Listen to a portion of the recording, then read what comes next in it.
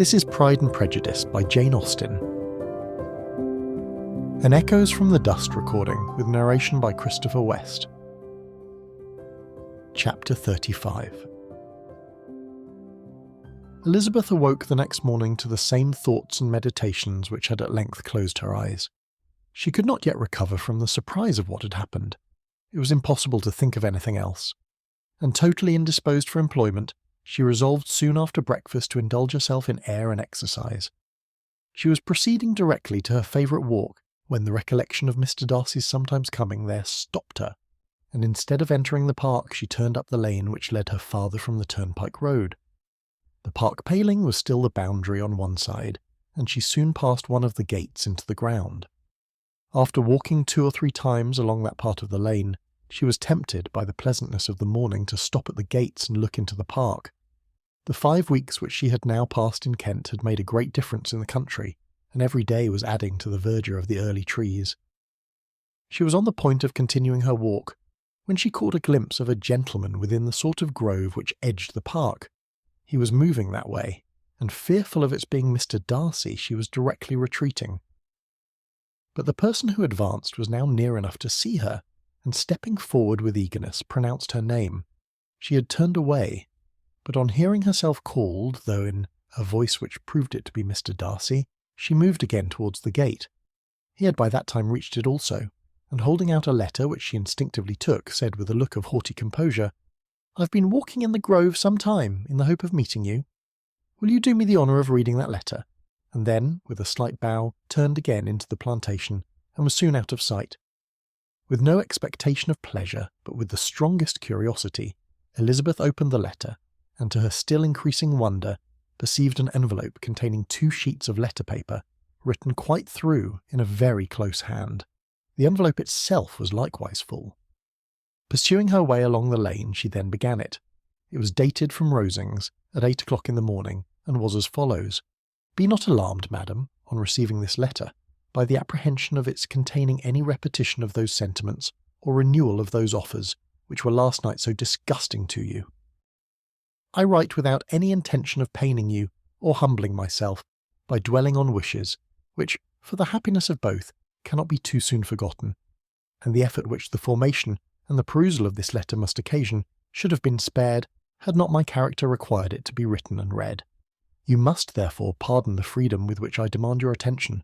Your feelings, I know, will bestow it unwillingly, but I demand it of your justice. 2 offences of a very different nature, and by no means of equal magnitude, you last night laid to my charge. The first mentioned was that, regardless of the sentiments of either, I had detached Mr. Bingley from your sister, and the other, that I had, in defiance of various claims, in defiance of honour and humanity, ruined the immediate prosperity and blasted the prospects of Mr. Wickham. Wilfully and wantonly to have thrown off the companion of my youth, the acknowledged favourite of my father, a young man who had scarcely any other dependence than on our patronage, and who had been brought up to expect its exertion, would be a depravity, to which the separation of 2 young persons, whose affection could be the growth of only a few weeks, could bear no comparison. But from the severity of that blame which was last night so liberally bestowed, respecting each circumstance, I shall hope to be in future secured, when the following account of my actions and their motives has been read. If, in the explanation of them, which is due to myself, I am under the necessity of relating feelings which may be offensive to yours, I can only say that I am sorry. The necessity must be obeyed, and further apology would be absurd. I had not been long in Hertfordshire before I saw, in common with others, that Bingley preferred your elder sister to any other young woman in the country. But it was not till the evening of the dance at Netherfield that I had any apprehension of his feeling a serious attachment. I had often seen him in love before. At that ball, while I had the honour of dancing with you, I was first made acquainted by Sir William Lucas's accidental information that Bingley's attentions to your sister had given rise to a general expectation of their marriage. He spoke of it as a certain event, of which the time alone could be undecided. From that moment I observed my friend's behaviour attentively, and I could then perceive that his partiality for Miss Bennet was beyond what I had ever witnessed in him. Your sister I also watched. Her look and manners were open, cheerful, and engaging as ever, but without any symptom of peculiar regard, and I remained convinced from the evening's scrutiny that though she received his attentions with pleasure, she did not invite them by any participation of sentiment. If you have not been mistaken here, I must have been in an error. Your superior knowledge of your sister must make the latter probable. If it be so, if I have been misled by such error to inflict pain on her, your resentment has not been unreasonable. But I shall not scruple to assert that the serenity of your sister's countenance and air was such as might have given the most acute observer a conviction that, however amiable her temper, her heart was not likely to be easily touched. That I was desirous of believing her indifferent is certain, but I will venture to say that my investigations and decisions are not usually influenced by my hopes or fears. I did not believe her to be indifferent because I wished it. I believed it on impartial conviction, as truly as I wished it in reason. My objections to the marriage were not merely those which I last night acknowledged to have required the utmost force of passion to put aside in my own case. The want of connection could not be so great an evil to my friend as to me. But there were other causes of repugnance, causes which, though still existing and existing to an equal degree in both instances, I had myself endeavoured to forget because they were not immediately before me. These causes must be stated, though briefly. The situation of your mother's family, though objectionable, was nothing in comparison of that total want of propriety so frequently, so almost uniformly betrayed by herself, by your 3 younger sisters, and occasionally even by your father. Pardon me, it pains me to offend you, but amidst your concern for the defects of your nearest relations, and your displeasure at this representation of them, let it give you consolation to consider that to have conducted yourselves so as to avoid any share of the like censure is praise no less generally bestowed on you and your eldest sister than it is honourable to the sense and disposition of both. I will only say, farther, that from what passed that evening my opinion of all parties was confirmed, and every inducement heightened, which could have led me before to preserve my friend from what I esteemed most unhappy connection. He left Netherfield for London on the day following, as you, I am certain, remember, with the design of soon returning. The part which I acted is now to be explained. His sister's uneasiness had been equally excited with my own. Our coincidence of feeling was soon discovered, and alike sensible that no time was to be lost in detaching their brother, we shortly resolved on joining him directly in London. We accordingly went, and there I readily engaged in the office of pointing out to my friend the certain evils of such a choice.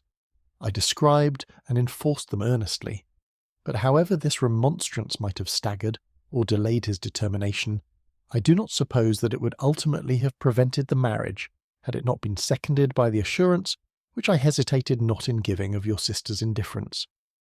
He had before believed her to return his affection with sincere, if not with equal, regard. But Bingley has great natural modesty, with a stronger dependence on my judgment than on his own. To convince him, therefore, that he had deceived himself was no very difficult point. To persuade him against returning into Hertfordshire, when that conviction had been given, was scarcely the work of a moment. I cannot blame myself for having done thus much. There is but one part of my conduct, in the whole affair, on which I do not reflect with satisfaction.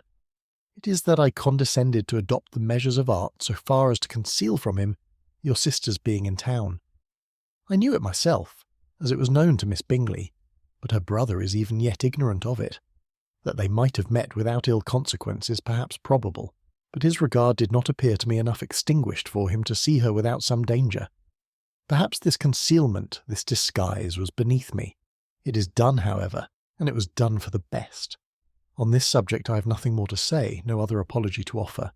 If I've wounded your sister's feelings, it was unknowingly done, and though the motives which governed me may to you very naturally appear insufficient, I have not yet learnt to condemn them. With respect to that other, more weighty accusation of having injured Mr. Wickham, I can only refute it by laying before you the whole of his connection with my family. Of what he has particularly accused me I am ignorant, but of the truth of what I shall relate I can summon more than one witness of undoubted veracity. Mr. Wickham is the son of a very respectable man, who had for many years the management of all the Pemberley estates, and whose good conduct in the discharge of his trust naturally inclined my father to be of service to him, and on George Wickham, who was his godson. His kindness was therefore liberally bestowed. My father supported him at school, and afterwards at Cambridge. Most important assistance, as his own father, always poor from the extravagance of his wife, would have been unable to give him a gentleman's education. My father was not only fond of this young man's society, whose manners were always engaging, he had also the highest opinion of him, and hoping the church would be his profession, intended to provide for him in it. As for myself, it is many, many years since I first began to think of him in a very different manner. The vicious propensities, the want of principle, which he was careful to guard from the knowledge of his best friend, could not escape the observation of a young man of nearly the same age with himself, and who had opportunities of seeing him in unguarded moments, which Mr. Darcy could not have. Here again I shall give you pain, to what degree you only can tell. But whatever may be the sentiments which Mr. Wickham has created, the suspicion of their nature shall not prevent me from unfolding his real character. It adds even another motive. My excellent father died about 5 years ago, and his attachment to Mr. Wickham was to the last so steady that, in his will, he particularly recommended it to me to promote his advancement in the best manner that his profession might allow, and if he took orders, desired that a valuable family living might be his as soon as it became vacant. There was also a legacy of £1,000. His own father did not long survive mine, and within half a year from these events Mr. Wickham wrote to inform me that, having finally resolved against taking orders, he hoped I should not think it unreasonable for him to expect some more immediate pecuniary advantage, in lieu of the preferment by which he could not be benefited. He had some intention, he added, of studying the law, and I must be aware that the interest of £1,000 would be a very insufficient support therein. I rather wished than believed him to be sincere, but at any rate was perfectly ready to accede to his proposal. I knew that Mr. Wickham ought not to be a clergyman. The business was therefore soon settled. He resigned all claim to assistance in the church, were it possible that he could ever be in a situation to receive it, and accepted in return £3,000. All connection between us seemed now dissolved. I thought too ill of him to invite him to Pemberley, or admit his society in town. In town, I believe, he chiefly lived, but his studying the law was a mere pretence, and being now free from all restraint, his life was a life of idleness and dissipation. For about 3 years I heard little of him, but on the decease of the incumbent of the living which had been designed for him, he applied to me again by letter for the presentation. His circumstances, he assured me, and I had no difficulty in believing it, were exceedingly bad. He had found the law a most unprofitable study, and was now absolutely resolved on being ordained if I would present him to the living in question, of which he trusted there could be little doubt, as he was well assured that I had no other person to provide for, and I could not have forgotten my revered father's intentions. You will hardly blame me for refusing to comply with this entreaty, or for resisting every repetition of it. His resentment was in proportion to the distress of his circumstances, and he was doubtless as violent in his abuse of me to others as in his reproaches to myself. After this period, every appearance of acquaintance was dropped. How he lived, I know not. But last summer he was again most painfully obtruded on my notice. I must now mention a circumstance which I would wish to forget myself, and which no obligation less than the present should induce me to unfold to any human being. Having said thus much, I feel no doubt of your secrecy. My sister, who is more than 10 years my junior, was left to the guardianship of my mother's nephew, Colonel Fitzwilliam, and myself. About a year ago, she was taken from school, and an establishment formed for her in London, and last summer she went with the lady who presided over it to Ramsgate, and thither also went Mr. Wickham, undoubtedly by design, for there proved to have been a prior acquaintance between him and Mrs. Young, in whose character we were most unhappily deceived, and by her connivance and aid he so far recommended himself to Georgiana, whose affectionate heart retained a strong impression of his kindness to her as a child, that she was persuaded to believe herself in love and to consent to an elopement. She was then but 15, which must be her excuse, and after stating her imprudence, I am happy to add that I owed the knowledge of it to herself. I joined them unexpectedly a day or two before the intended elopement, and then Georgiana, unable to support the idea of grieving and offending a brother whom she almost looked up to as a father, acknowledged the whole to me. You may imagine what I felt and how I acted. Regard for my sister's credit and feelings prevented any public exposure, but I wrote to Mr. Wickham, who left the place immediately, and Mrs. Young was of course removed from her charge. Mr. Wickham's chief object was unquestionably my sister's fortune, which is £30,000, but I cannot help supposing that the hope of revenging himself on me was a strong inducement. His revenge would have been complete indeed. This, madam, is a faithful narrative of every event in which we have been concerned together, and if you do not absolutely reject it as false, You will, I hope, acquit me henceforth of cruelty towards Mr. Wickham. I know not in what manner, under what form of falsehood, he has imposed on you, but his success is not perhaps to be wondered at, ignorant as you previously were of everything concerning either. Detection could not be in your power, and suspicion certainly not in your inclination. You may possibly wonder why all this was not told you last night, but I was not then master enough of myself to know what could or ought to be revealed. For the truth of everything here related, I can appeal more particularly to the testimony of Colonel Fitzwilliam, who from our near relationship and constant intimacy, and still more as one of the executors of my father's will, has been unavoidably acquainted with every particular of these transactions. If your abhorrence of me should make my assertions valueless, you cannot be prevented by the same cause from confiding in my cousin, and that there may be the possibility of consulting him, I shall endeavour to find some opportunity of putting this letter in your hands in the course of the morning. I will only add, God bless you. Fitzwilliam Darcy. This is Pride and Prejudice by Jane Austen. An Echoes from the Dust recording with narration by Christopher West and music by Cody Martin.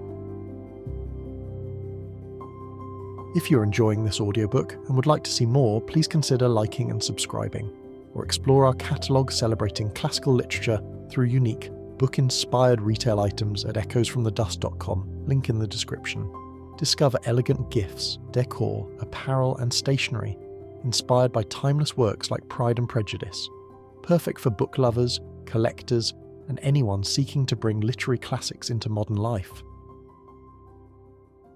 Thank you